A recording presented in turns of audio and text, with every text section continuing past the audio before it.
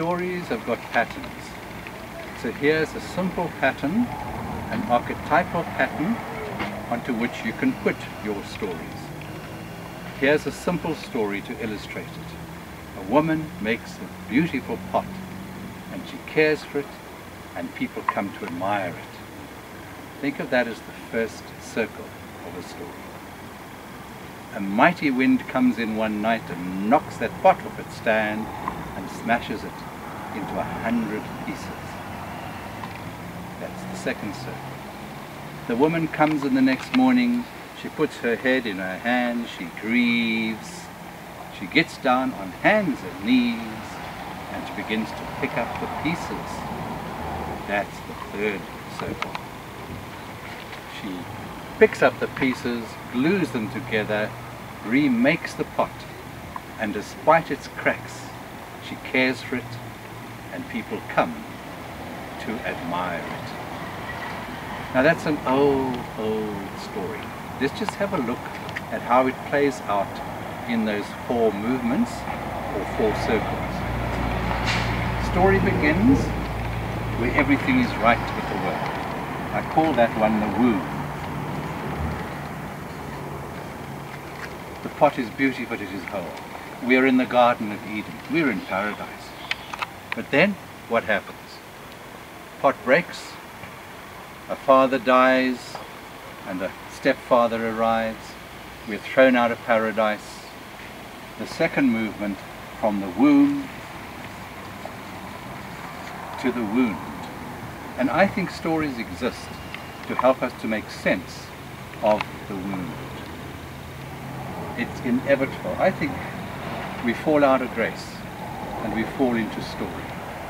And here the movement begins. Now there's a choice. Are we going to sit in self-pity, or are we going to be like that woman who gets down on hands and knees after grieving and begins to pick up the pieces? There's work to be done. This third circle that the woman enters, I call wonder. Wonder with an A, because it's a journey. You can see this is the structure of the fairy tale, and already the biggest part of a fairy tale is the wandering. Something is broken in the kingdom or the queendom, and the little girl, or the prince, the princess, the prince sets out to find it. And then after that journey, the woman makes the pot again with all its cracks. This I call wonder. With an O. Wow, we have come home. We are whole again. We can't get into paradise because the angels bar the gates with fiery swords. But we can rebuild what has been broken. And if you think of the stories that you know, they can fit into this as well.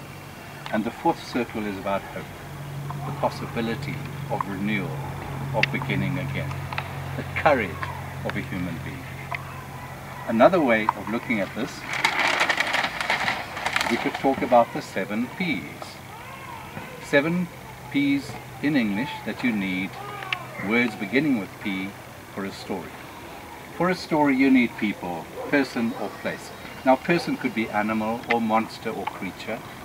And the where does the story happen? In a village, on a hill, in a forest, where is the story? Things go pleasantly. Then inevitably a problem arises.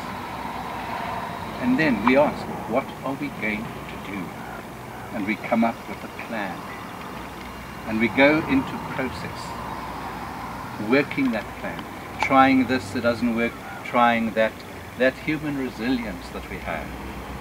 And then we come in the end with a product. And a product might not be a new object, it might be a new way of relating, a new way of living and working in the field of HIV and AIDS. And so we place our stories into this archetypal pattern.